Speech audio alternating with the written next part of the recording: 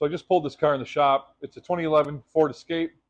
Got the 4-cylinder 2.5 liter engine in it, and it's idling okay right now, but it stalled coming in here. The customer complaint is the car stalls on him all the time. An elderly guy just bought the car a month ago, and apparently it's been doing this ever since he bought it. Parking lot related speeds, vehicle stalls. So sitting in the car running, car's in reverse, foot's on the brake. We're idling about, I don't know, 650 RPM, 600 RPM.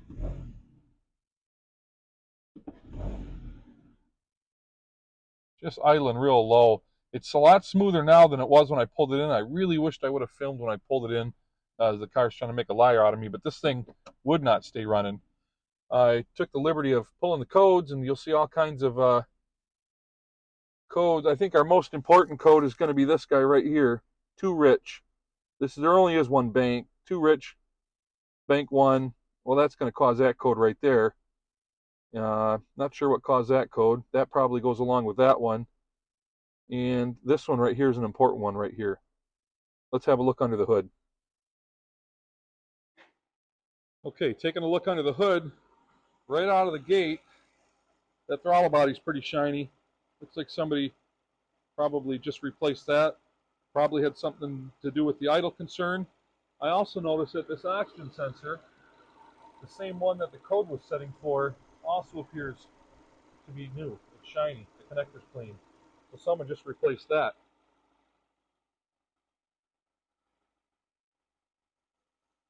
My suspicion on this vehicle is that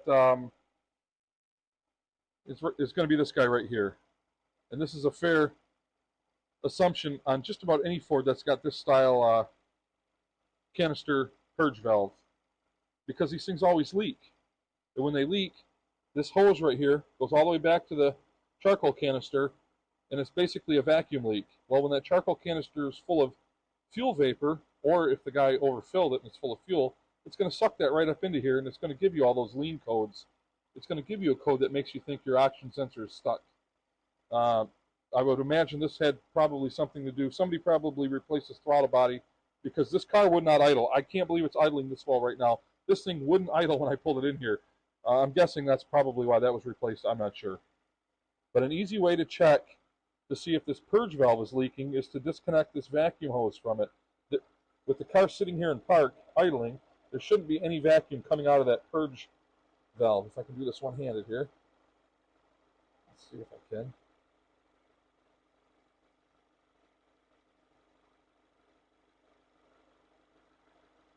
Try this little guy out a little bit. There we go.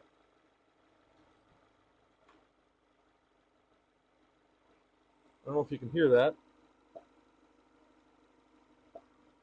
but that valve is leaking.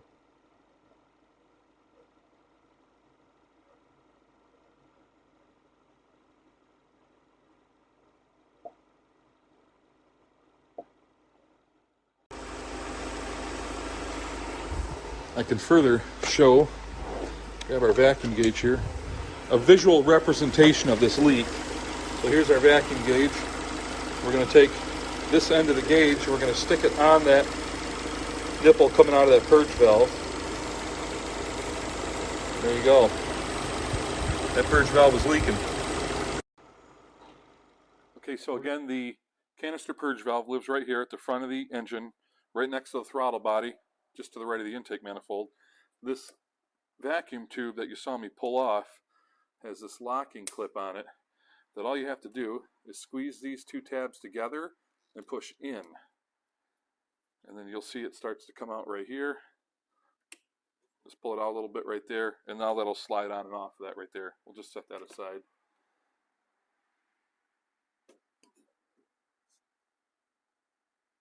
So there's a wire harness right here, and there's a little tab on that side right there. If you squeeze that in and pull up and wiggle it all around, oh, made that magic little click, it'll come right off. And then the only other thing holding this canister purge valve in place are two little bolts, and the heads of those are 8mm.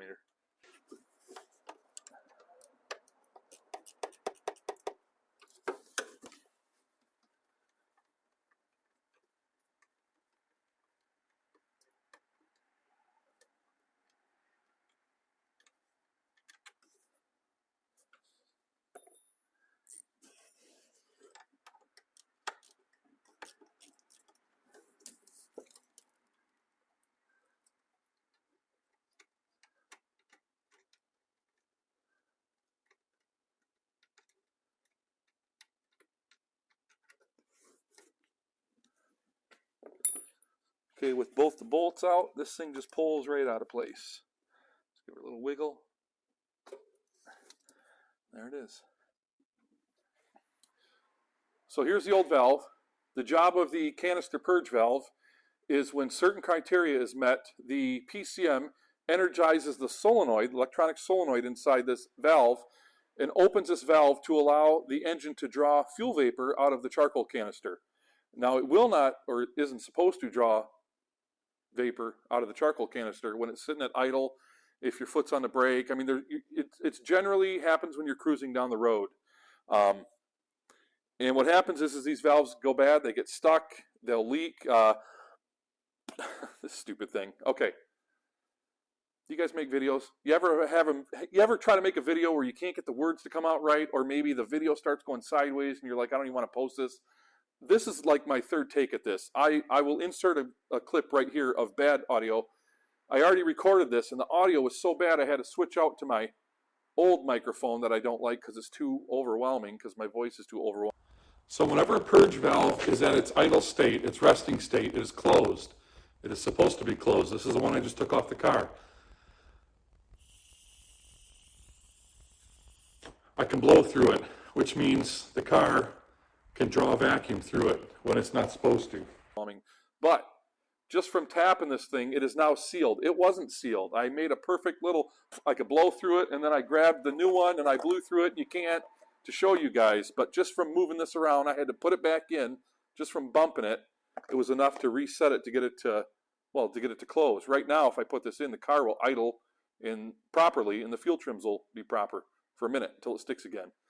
But I'm not going to make another. We're just going to put the new one in. We're going to fix it right. So this little guy right here was relatively inexpensive. It was far more inexpensive than the oxygen sensor or the throttle body that have already been replaced, probably on account of this guy. So I can't say for sure, but it's a good chance this was the culprit all along. Okay, we'll put the new one in. I put the new O-ring on. I put a little Vaseline on there. We're going to slide it into place and put our 2 bolts in it. This thing couldn't be easier.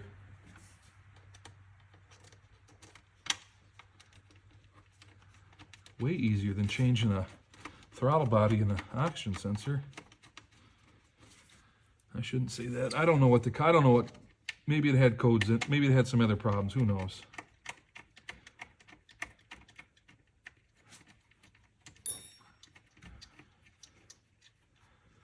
There'll be somebody in the comments asking me what's the torque spec on these.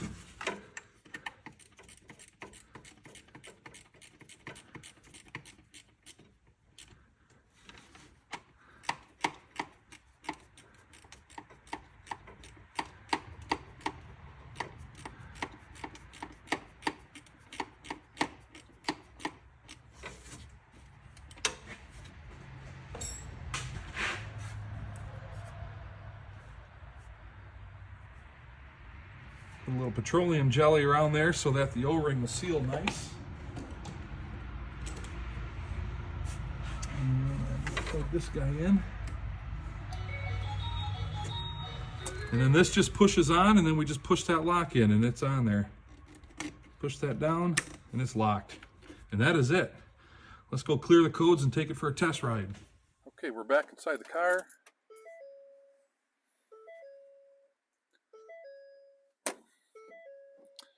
And we are going to clear some codes.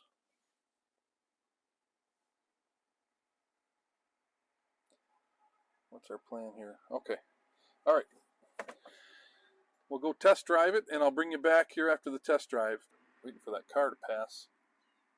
So one more thing I want to do is I want to reset the engine parameters before we test drive it. And what that'll do is it'll reset all the fuel trims and everything, and the car will have to start over from scratch and learn what the fuel trims, what everything's supposed to be. And having fixed that vacuum leak, this should take care of all of our issues. I'm going to special functions, keep alive memory. Here we go. Okay. Now, if you don't have a scan tool, you can simply unhook your battery terminals, touch them together, completely unhooked from the battery, touch them together for a few seconds and hook them back up. It's going to do the same exact thing. Okay. I'll bring you back after the test drive. Okay, I'm back from the test drive. As you can see, the car is idling a little bit higher. It's idling smooth. No issues on the test drive. I stopped at the fire hall parking lot just down the road from me here. I did some parking lot maneuvers and no issues whatsoever with the car wanting to stall out. The car is happy now. I'm going to call that a fix. If you've made it this far in the video, I appreciate you. I really do. Thanks for watching.